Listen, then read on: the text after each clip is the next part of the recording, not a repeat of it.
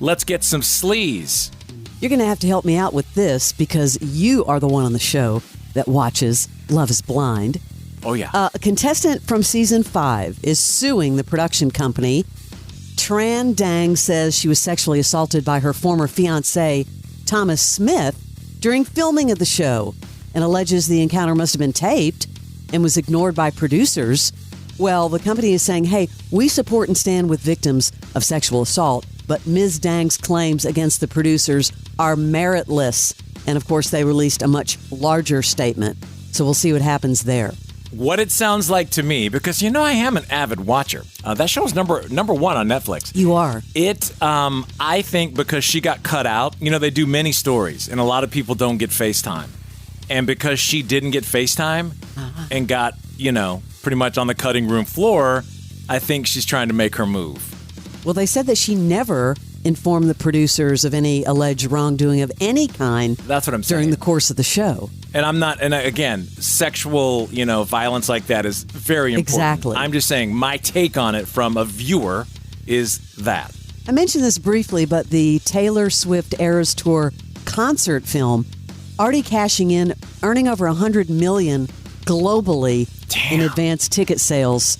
Yeah, advanced ticket sales. This is according to AMC Theaters and AMC Entertainment. Now, that number includes all showtimes, locations, and circuits playing the movie around the world, not just AMC locations. It's set to open at nearly 8,500 theaters across 100 countries, and opening weekend estimates give it about 100 to 125 million. I wouldn't think this, but theaters are preparing for chaos, meaning like they're saying that these fans are not going to be able to control themselves. It's interesting because that's as big as any big box office movie opening. I mean, it's scary how much power she has. And speaking of Taylor, she's been hanging out with Sophie Turner. Sophie Turner shared and then deleted a cryptic reference to Taylor in her first Instagram post since she and Joe Jonas announced their divorce. Yeah, she posted, "Goodbye, Mr. Perfectly Fine." Now that's reference to a Taylor song about Joe Jonas. Okay. If you're going to post something like that, it's going to get picked up, right, Barnes? I mean, there's no way it's just going to go away forever. She sounds a little... I don't know. Brody Jenner posting a YouTube video showing that... This is funny. When he's out of milk for coffee, he just grabs a bag of his fiance's breast milk. He and Tia Blanca have a newborn. Here they are having a cup of coffee while in bed with their baby. It's hard to listen to something like this and not let your mind put the graphics in with it. You know what I mean? Like, you can't just listen to the words. It will do it. It'll dance around in your head right now. All right, so I just came out to make us both some coffee, and we are out of almond milk. But I did find one thing. Now, I hear great things about breast milk. I hear it's very nutritious. I hear it's very delicious. I think it'll do. Yeah, it'll really be really good for you. You want some too? It's freaking delicious. It just tastes like coffee. I can't do it. I mean, we don't hear from Brody Jenner, and then we hear that. I know. Like, did you see Dwayne Johnson on Instagram? Yeah, backtrack. Says he learned my lessons fast after facing criticism over the Maui Wildfire Fund. I mean, it's the People's Fund of Maui. He and Oprah started this fund with $10 million donation, and then they were just asking globally community members to pitch in to support $1,200 per month donations to those displaced by the wildfires. And of course, immediate criticism. Even Oprah was like, I woke up to all this vitriol and I was like, what? Trying to do something good. He said when we first launched the fund, there was some backlash. I get it. People just saying, you guys are wealthy. Why didn't you just put more money into the fund instead of asking for monetary support from those with less means? We've all been there. We've been at dinner. This is the correlation. You've been at dinner when your rich friend orders the $500 bottle of wine and wants you to pay a quarter of it. I know. Like, it's the way they did it. Like, putting a number on it like that. I mean, that's like 3 car payments for some people. Or that's like 4 car payments. I do appreciate him coming out and saying, he's learning from this experience. Look, it comes from the right place. Look, Exactly. they definitely put their money where their mouth is with that large donation. But the minute they kind of told people, oh, and here's what you need to do, $1,200 a month. And by the way, Damn. both of them could do that because, I mean, let's Right. face it. They could Isn't do more. Oprah a billionaire? Yeah, that was just a little, I think they just danced over the line in a weird way and it came back fast. Lou Ferrigno, of course, the Hulk star, his wife is divorcing him and accusing him of trying to trap her in the marriage so he can control their assets. This is a really sad story. She's been diagnosed with dementia, and she says he's trying to establish a conservatorship against her will. I'm sure there's more to that story, but it's very sad. I know someone going through this when your spouse all of a sudden doesn't know who you are. That is really sad beyond sad. You don't know what to do. I know, and I'm hoping there's a better outcome here as we follow this story. Talking about deleting posts again. Oops, I did it again. Britney, as in Spears, deleted that weird dance video she had out the other day because somebody noticed her finger was bandaged. Did you hear about this? No, but I believe it. Yes, apparently, once again, it looks like she may have injured herself in the wake of her troubling knife dance video. Someone caught this. You know, she was twirling around, only this time she's got her right index finger bandaged up. She wasn't hiding anything. Yeah, those dance videos are troubling. And it just makes me want to have somebody like, please go stay with her. Yeah, they need daily welfare checks. Girl is gone. Wow, the power of STAP. Are you ready for this? The Texas Rangers Oh, gosh. were pretty bad at the All-Star break, so they started listening to Creed in the dugout, I guess to loosen up. Well, the way they're winning is they're blaring it, and they've depressed the other team so much that they're so freaked out that they can't play well. Reverse effect, reverse psychology. I thought this was really funny.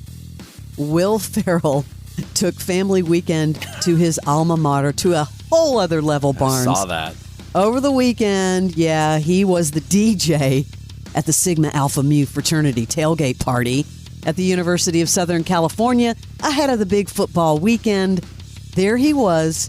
There's a whole TikTok video about this. You can see him clapping alongside students to Eye of the Tiger as he's in the DJ booth.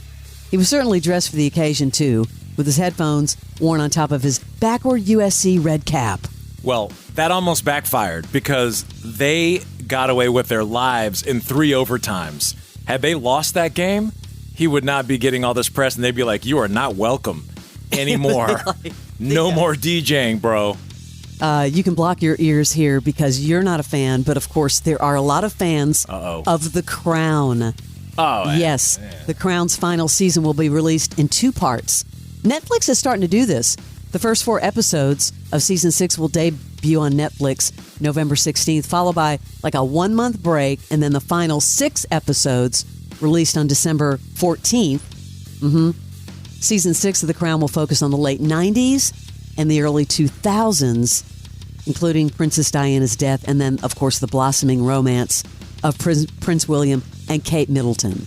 I have tried to watch it So because good. it's on in my household, but every time I see what's the dude, Dominic West, I think of that movie or that show, The Affair, which was so good. Well, the beauty about The Crown is that, you know, they change actors, so they don't Right. have the same people. It's, yeah. Is this not still him? Is it moved on, or is this Dominic West? No, I'm just saying I don't know who's going to be in got the it. next season. Got it. After almost 2 decades after Brokeback Mountain, have you read about this? No. Pedro Almodovar reimagines a gay Western. This time, it's a 31-minute short. It's not a movie because it would need to be a much longer, with Ethan Hawke and Pedro Pascal. I think this was just premiered at Cannes. But anyway, it's about 2, I guess, you know, this is a Western. They come back together after, you know, having a romance years ago, and then you get to see this short. But it is bringing back the gay Western, and I think it's going to be interesting with these 2 actors. I don't know if you like Pedro Pascal, but I absolutely love him. It's called Strange Way of Life. I'll keep you posted on that.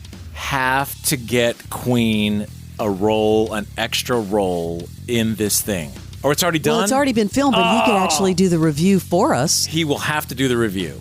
Absolutely.